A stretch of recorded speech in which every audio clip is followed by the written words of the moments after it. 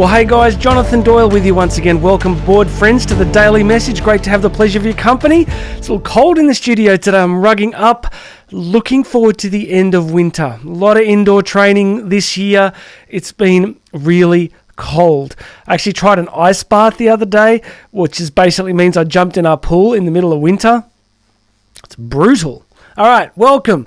Please make sure you subscribe. Hit those subscribe buttons. Welcome aboard. Go check out the description notes because you can get a free copy of my book, Bridging the Gap. You can book me to come and speak. It's all there, so check out the description notes. Today, we are going to jump into a discussion, a brief discussion, on the topic of impulsivity.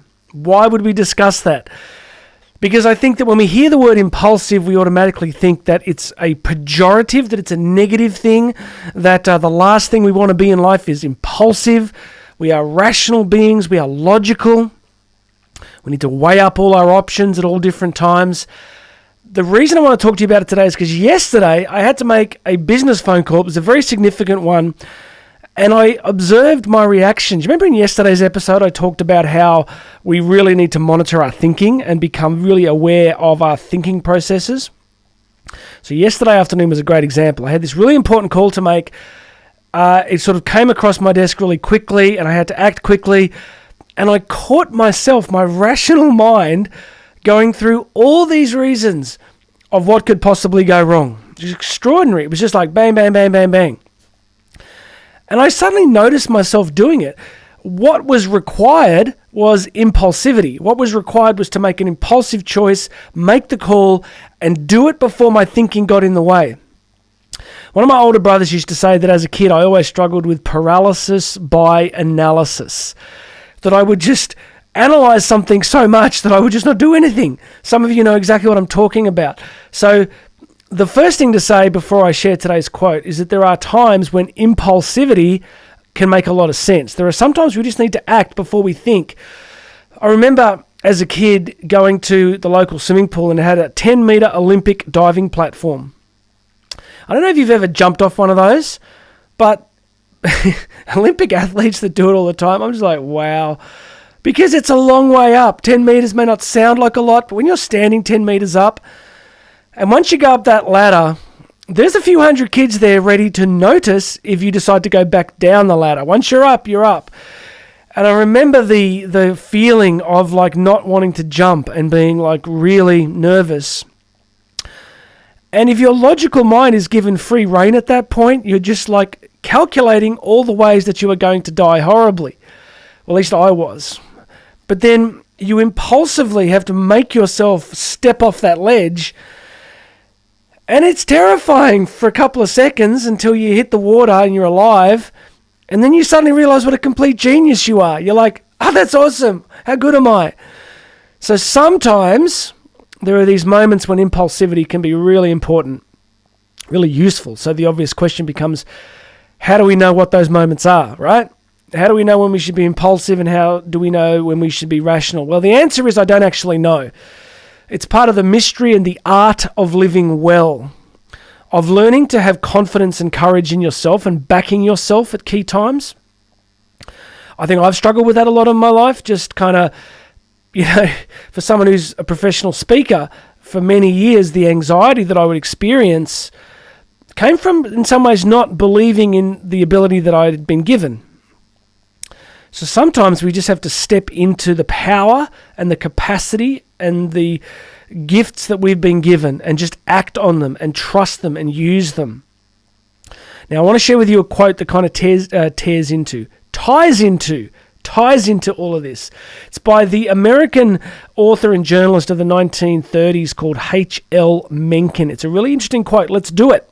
I go on working for the same reason that a hen goes on laying eggs.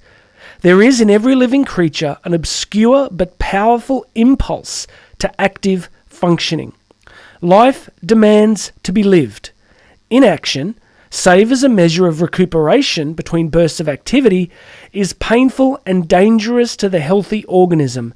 In fact, it is almost impossible. Only the dying can be really idle. I reckon it's worth going back to maybe freeze frame that here on the video version, because there's a lot to that. And I wanted to riff on it a bit. I go deeper in the podcast underneath here if you want to listen to the podcast version. So my short take on this, I love how he says life demands to be lived. Life demands to be lived. He says there's an impulse in all of us to keep moving forward. He's like, he's saying, why do I keep writing, right? He's a journalist and author. Why does he keep writing? Why does a hen lay eggs? Because it just does. It's what it does. It's the impulse. It's part of how it's created.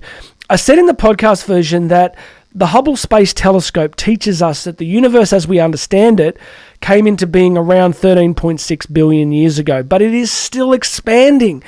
It is still moving. There are still stars. I watched this documentary with my son the other day, and they talk about star nurseries.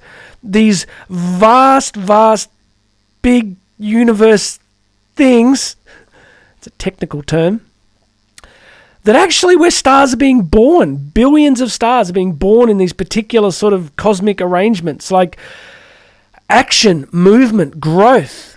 You come here on the planet and things are coming into existence all the time. There's this endless movement of life and energy. One of the things I love about surfing is just this constant sense of energy and aliveness and movement and difference and change. So I think that there is a cosmic imperative. I think God is trying to tell us something. The Creator is trying to tell us that He's interested in movement, growth, action, things becoming. And I think we could participate with that. I think we're called to participate with that. Obvious question. Well, what about these times of inactivity and rest? I keep answering this in video after video. I spend at least an hour a day in prayer and meditation. I put a huge premium on sleep and rest.